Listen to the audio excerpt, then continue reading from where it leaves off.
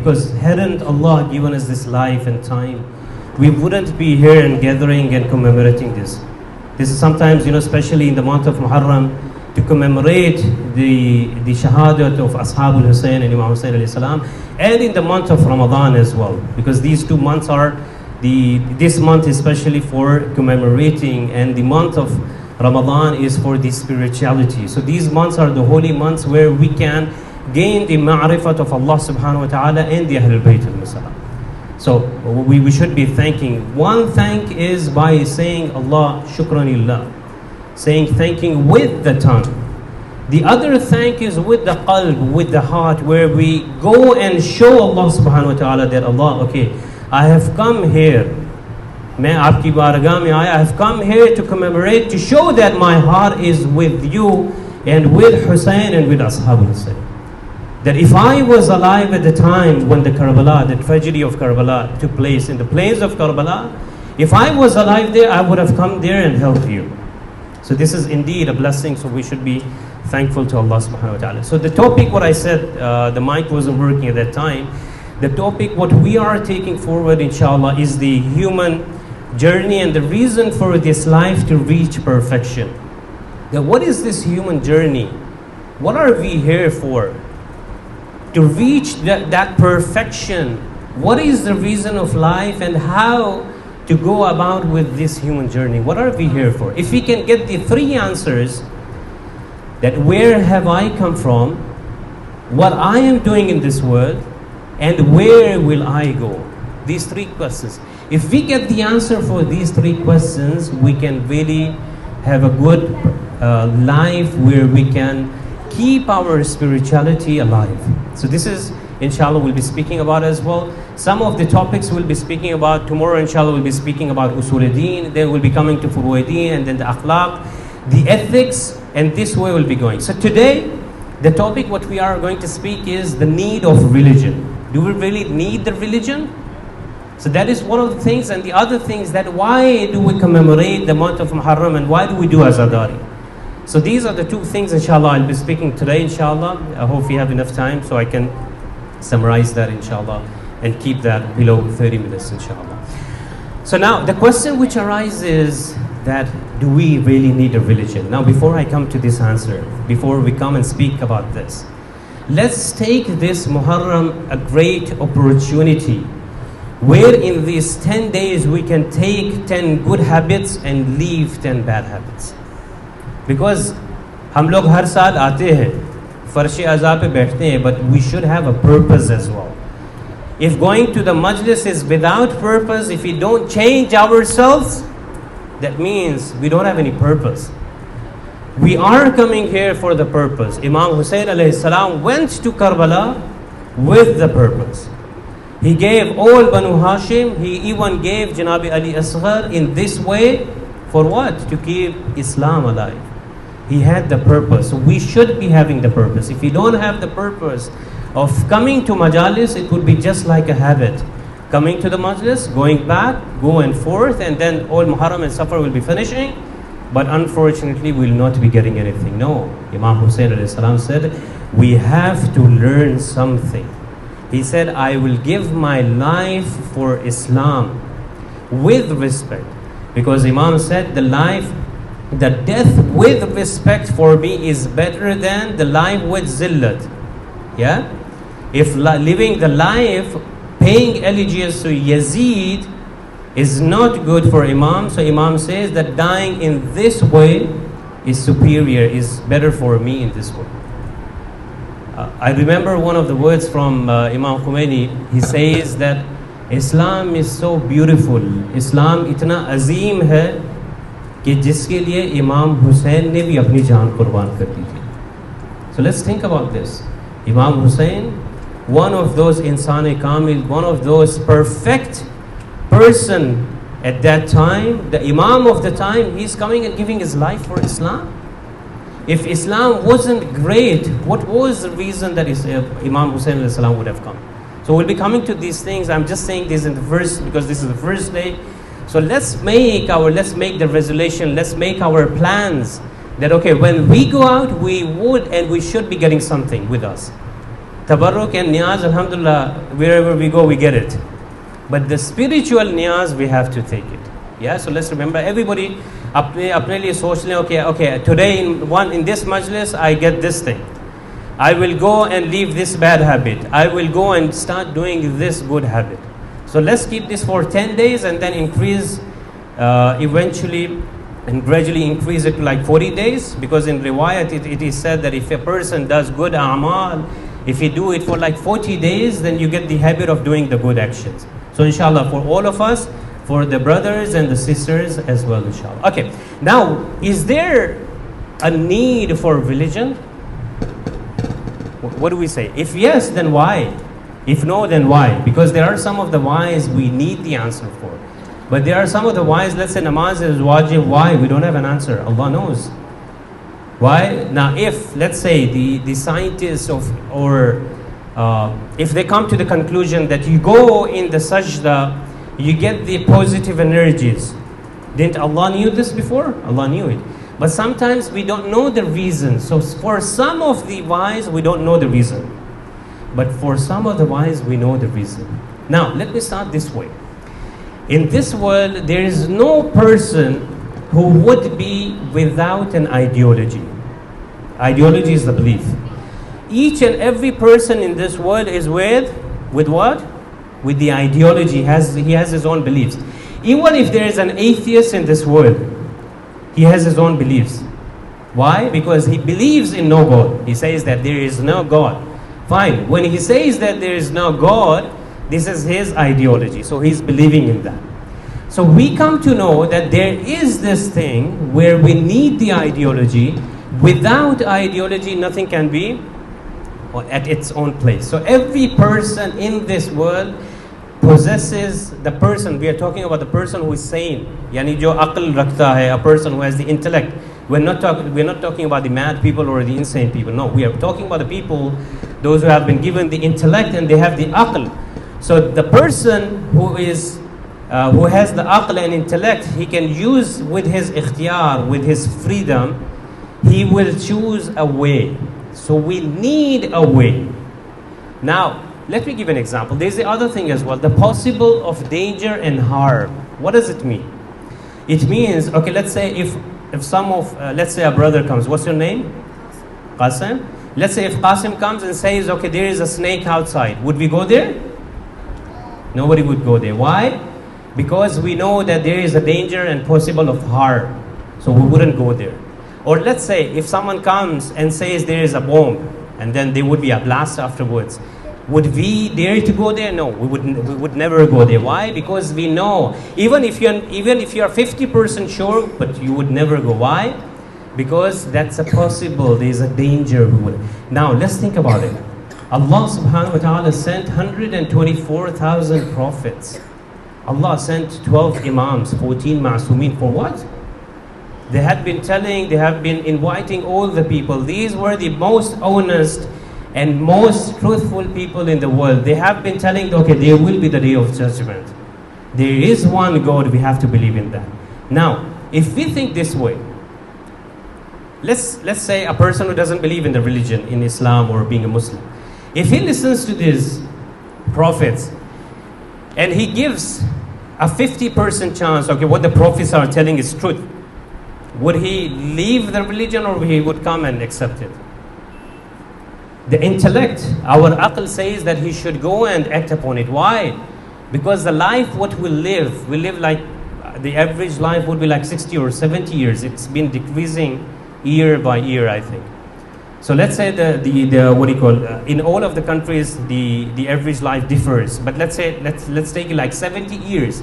So we have 70 years of life, out of which we sleep around 15 years, if we calculate.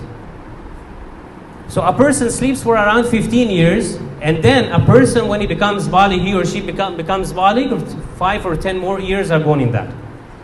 So almost 25 or 30 years out of those 70 years, they have just gone in vain. We hadn't been doing anything, either sleeping or either in our childhood. Now, the remaining time, 30 years, what have been done? What have we done? Because the 70 years, 60 years comparing to the life of Prophet Nuh is nothing. Prophet Nuh lived for more than 2,000. It is mentioned that around like 2,500 years he lived. But still he felt that life was small. One of the prophets, when he was told that there would be a time coming when the lifespan would be decreasing, would say that, that's nothing. If I have that chance, I would worship Allah in these many years. So this is the life. Let's take this opportunity. Let's work on our beliefs so we can, if our beliefs are strong enough, that would indirectly, parallelly effect on the furu'ideen as well. Inshallah, I'll be coming to that tomorrow and the after tomorrow. Please recite a salawat.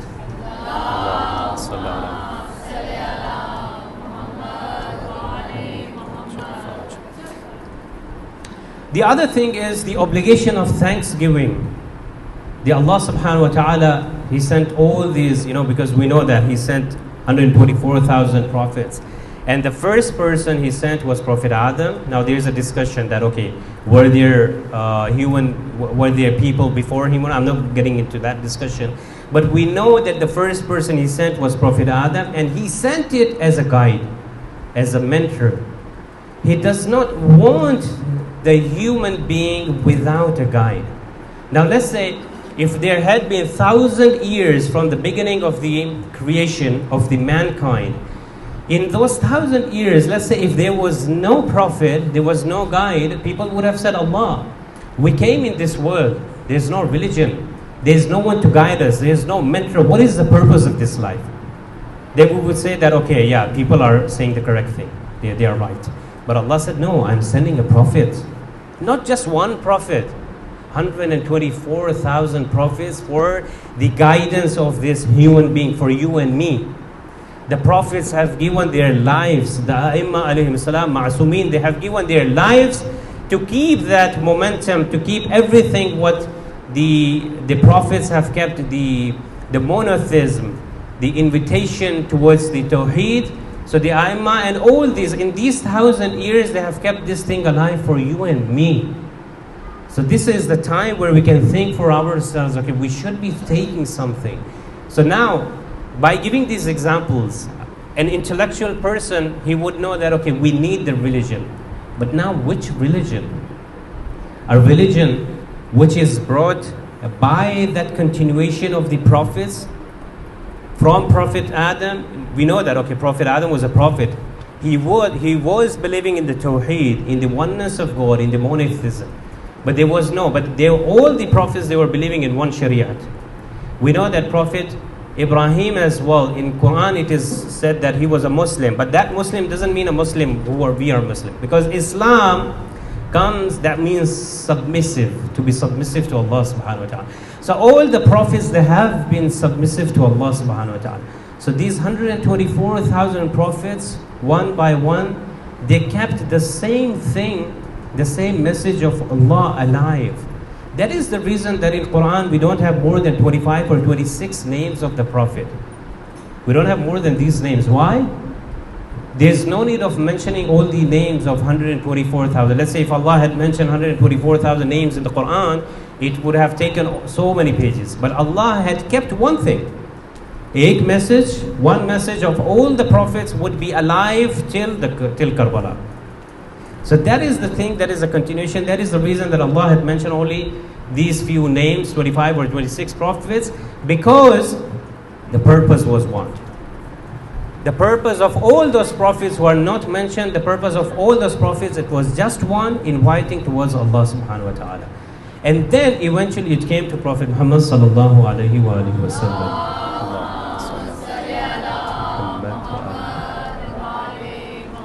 And then he gave us the best shariat, that was Islam. We had the other religions as well. Allah wanted to perfect the religions and give to the mankind. Now the people, those who were living at the time of Prophet Isa, if they were believing in what Prophet Isa and his book had told and said, if they had acted on that, they would go in Jannah. Why? Because they had acted on the book and they had accepted the Prophet. The same way, the people at the time of Prophet Musa, those who have believed in Prophet Musa and in his book and accepted and acted upon what Prophet Musa had told and whatever he was commanded by Allah, if they act upon that, they would be going to Jannah as well. So Allah subhanahu wa ta'ala gradually, He perfected all of the religions. And eventually the last Shariat and the last Deen, Allah subhanahu wa ta'ala in Surah Al-Imran, verse number 19, He says, Inna deena inda Allahi Islam. Verily, certainly, that the best Deen amongst Allah, in the sight of Allah, is which Deen? That is the Deen of Islam. Now, Islam, when we talk about the Muslims, this is the Islam that we believe 124,000 prophets. We believe the Prophet Muhammad to be the last prophet, and the Shias believe that there are 14 Masumin. So these are. But when we say the Muslim word before Islam, that refers to the submission to Allah subhanahu wa ta'ala. Now, whenever we have different laws, one of the other things.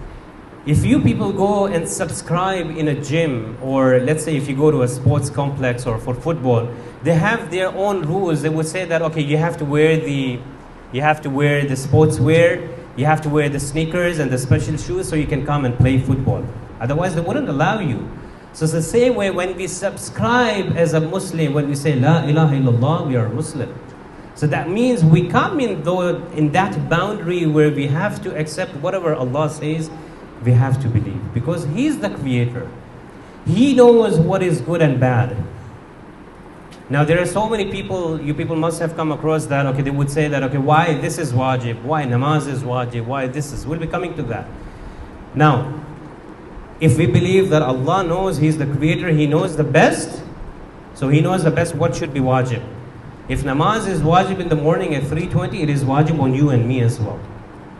We are no one to say that Allah, okay, no, Allah, it's difficult to get up. No, He knows the best thing. Even if the scientists, they reach to some theory that, okay, like I mentioned earlier, that, okay, if you prostrate, if you go in sajda, you will get the positive energies. We are not in need of the scientists to come and prove Islam for us. We are in need of what Allah and the Ahlul Bayt said. So this is the thing, we should think about that. The religion Allah subhanahu wa ta'ala has given in a perfect way. It is for us that we should believe in that. There is a book by Michael Hart, H-A-R-T. You can search on internet later. The name is The 100, a ranking of the most influential persons in history. So he comes, I don't know if someone of you have come across this book or not. Very good, okay. So he comes and he points out 100 most influential people in the history. Now imagine who would be the first one? He's not a Muslim, he's Michael Hart. Michael Hart, the name says himself, he's not a Muslim, he must be a Christian. So the first person he brings in his book is Prophet Muhammad. He's not a Muslim. He says that Prophet Muhammad, he came in the bad situation, in the uncivilized people. We know that the era, the ignorance, the zamane jahiliyat mein kaise the people. They didn't know how to eat. They didn't know what to eat. They would go and bury their betiyon ko dafn kar dete the. The girl, when they used to have the girl, they used to go and bury them. Now, what is the reason? But this person, Michael Hart, he says that no, Prophet Muhammad, he is the first and the best, most influential person amongst those 100. He says, and he gives the reason as well. There are the other people as well. Now, we are not in need of Michael Hart or the other people to come and tell us that Prophet Muhammad is the best man. We know that. So our religion, it gives us the best thing. We know it. Please recite a salawat.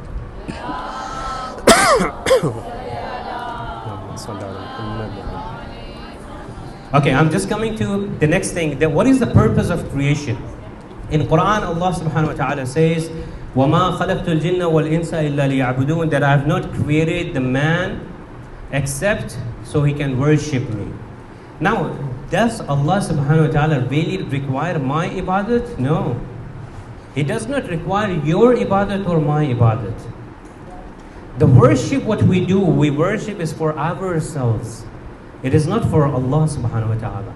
Allah wants to do the tarbiyat. He wants to purify us. Now, let me give an example. Now, the majority here is women, so they know the best about the gold. When there is a gold, please recite a salawat.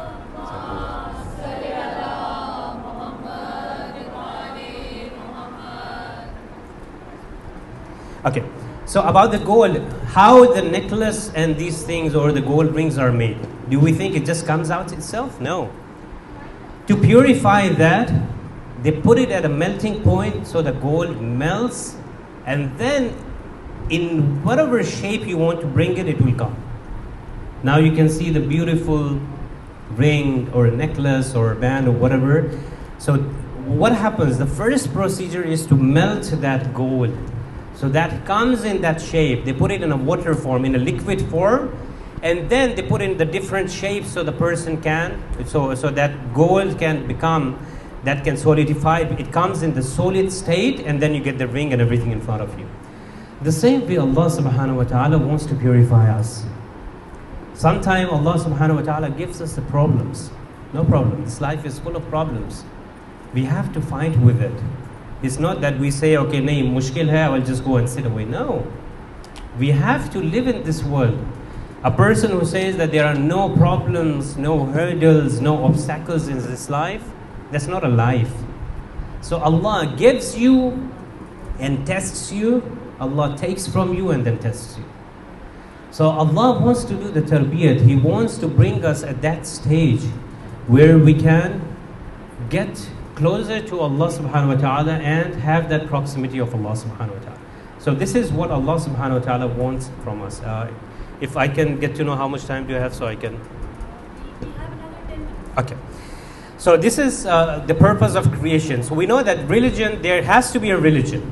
We have proven that logically that okay, there has to be, a person has to have a religion. There is no person who would say that I don't have a religion. A person who says I don't have a religion, that basically he has his own religion. Either that is atheism, or a person who believes in the God, he says that I'm monotheism, I believe in one God. So we have our own religion. Now, this is one of the things. Now, in 10 minutes, I just want to go to the next topic as well, the commemoration as well. Why do we commemorate? Now, we have proven that, okay, religion is there. We believe in the religion. Allah subhanahu wa ta'ala sent all those prophets so they can invite us towards Allah subhanahu wa ta'ala into monotheism. And then, eventually, that came to the last Shariat, came to the last deen of Islam. And then, the A'imma alayhi salam continued that after prophets' demise and prophets' wafat. Now, why do we commemorate the month of Muhharam and Safar? Imam Khomeini says, he beautifully says, he says that these 2 months, Muhharam and Safar, are the 2 months that have kept Islam alive. Now just imagine that if we don't have these 2 months, Muhharam and Safar, would we come here for Azadari? No. Kya Islam zinda rehta agar ye Muhharram or Safar na hota? Nahi. So these are the 2 months where we can come and commemorate. But again, the thing what I said, that we are coming here to take something, to take that spirituality with us so we can understand the purpose of the uprising of Imam Hussain alayhi salam. We'll be coming to that as well. Now I just want to say, okay, there are 5 types of girya. Girya karne ke 5 qism hai. The types of crying. Giriya, can you explain that? Okay. So the girya is basically one time we in English we call it crying. So we cry in Majlis, isn't it? So girya, there are the type we can differentiate in 5 categories. That what are the 5 types of crying? Yeah. So the first one is the religious or the ideological crying. Girya Islami or Mazhabi ho. What does it mean? When one of the verses of Surah Zumar, verse number 30, which says, إِنَّكَ مَيِّتٌ وَإِنَّهُمْ لَمَيِّتُونَ, which means, now Allah subhanahu wa ta'ala sent this verse, Allah said that, certainly you will die, and all the people will die as well. When this verse revealed, Prophet started crying. So this is religious, ideological. The other verse, إِذَا جَاءَ نَصْرُ اللَّهِ وَالْفَتْحِ, it is mentioned that when this was revealed, Prophet's uncle Abbas, he started crying. So this is the first type of crying, first type of girya is the ideological or religious. The second girya is the emotional crying. The cry which is because of emotions, because of love, because of affection. Yeah? When we lose someone. Now we have different examples. When the son of Prophet Muhammad sallallahu alaihi wasallam, his name was Ibrahim, he was very young.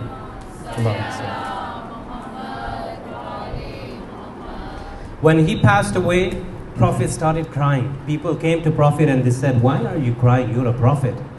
Prophet said that I'm not crying just because of that. Rather, this crying is because of the mercy, the rahmah. So, because he was a human being as well. So there are emotions as well.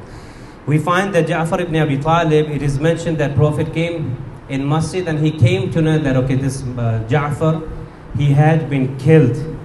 He told people and he cried. And then he saw that Imam Ali alayhi salam came, but Prophet didn't speak anything. So Imam Ali alayhi salam came and Imam said that, what happened? What happened to my brother? Has anything happened to my brother Ja'far? Prophet said, yeah, he has passed away and he has been killed. And then it is mentioned that Prophet and Imam Ali alayhi salam, both of them, they cried. So we have this in history. It's nothing that we are just coming and making from our own, we are crying for Imam Hussain alayhi salam. No, we have the reasons for that. Then it is mentioned that at Prophet, he came on his mother's grave and he cried there as well. Even we find after Imam Ali alayhi salam, after the demise, after the shahadat of Bibi Zahra alayhi salam, he used to cry for Bibi Zahra. So these are the emotional cry, the girya. Girya kis wajah se? Apne emotions ki wajah se. Emotions, these are, now let's make this clear. It's not the emotions, we say that the imams, if they cried, they would go out of the emotions. No, they had, the emotions are controlled and for Allah, in the way of Allah. The third girya is for seeking virtue. What does it mean that when some virtue or the fazilat is not there, or is taken from us, or we wish that I wish I had that opportunity and I cry for that. Now example that why Imam Hussein is not here today, or why I am not there, why I wasn't there in the plains of Karbala.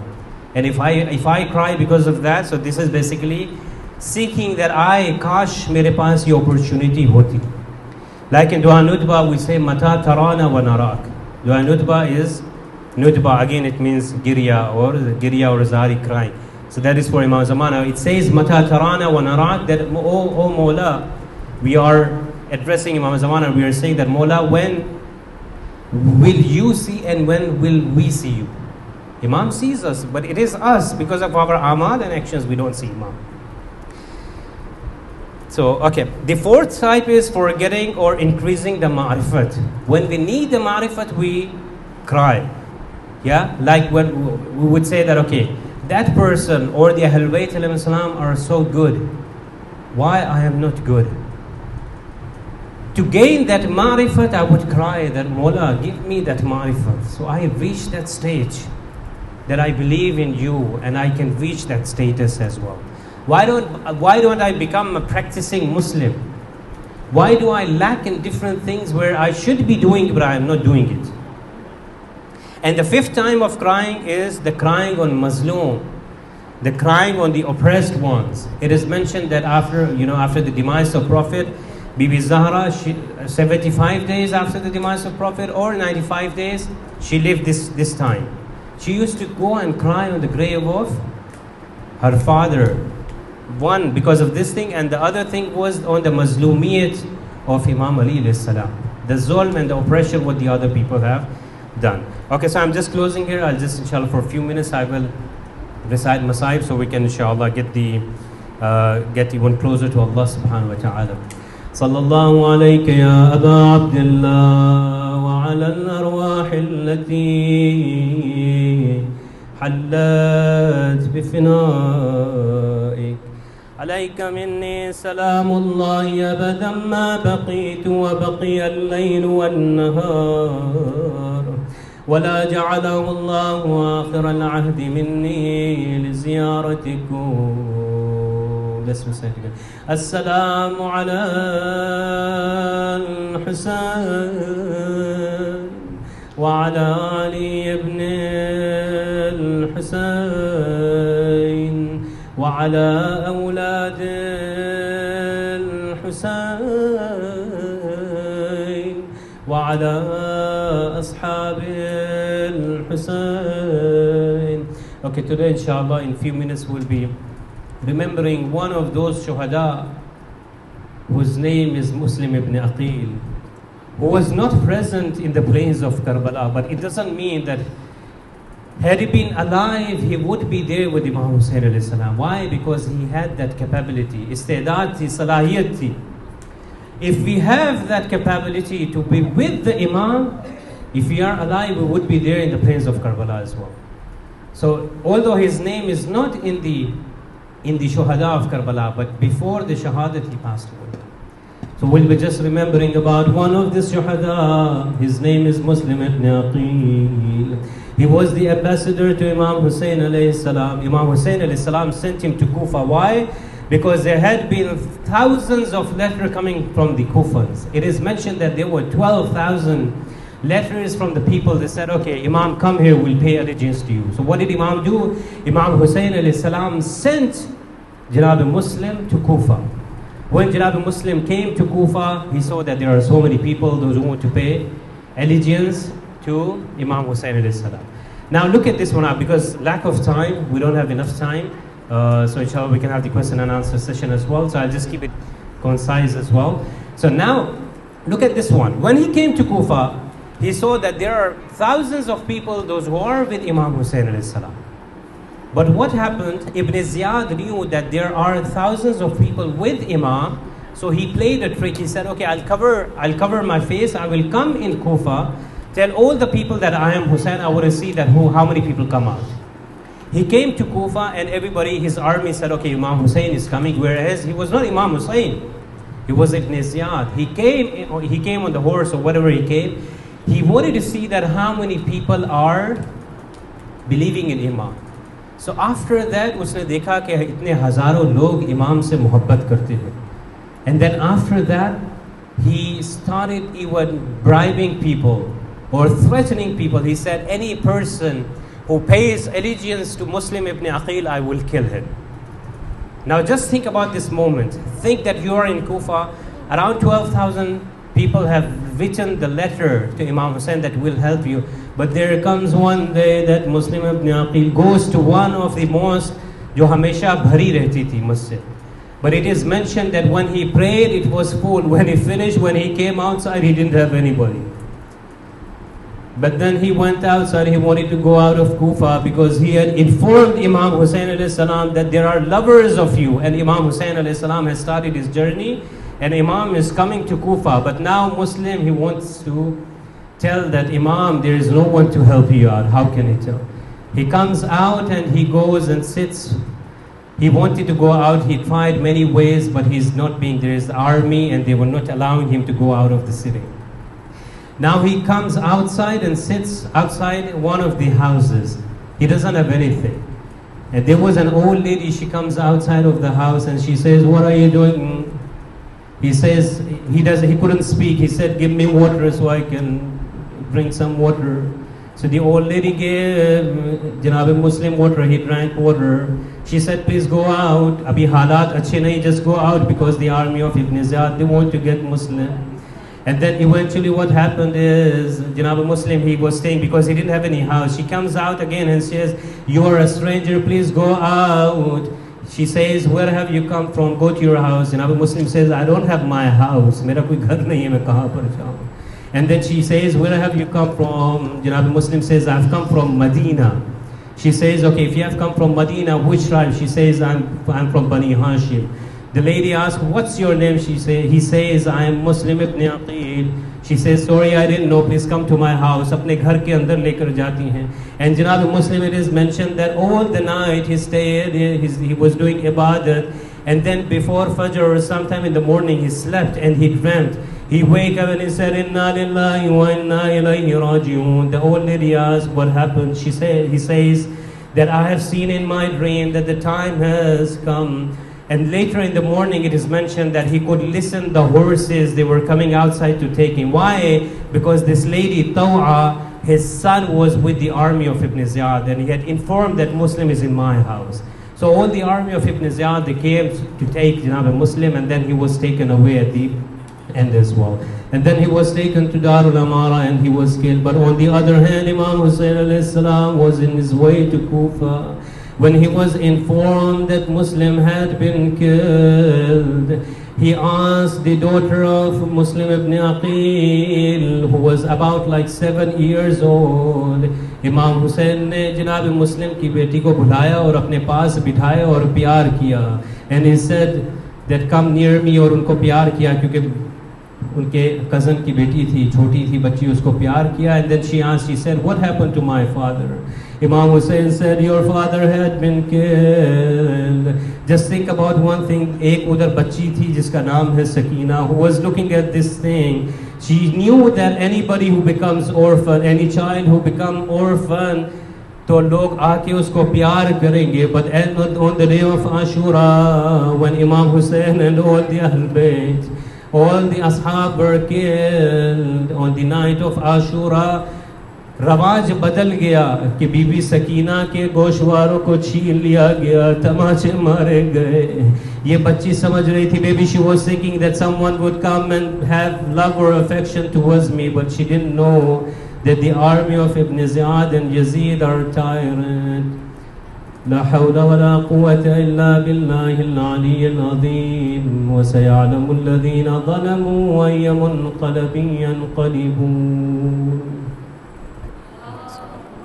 محمد وعجل فرج.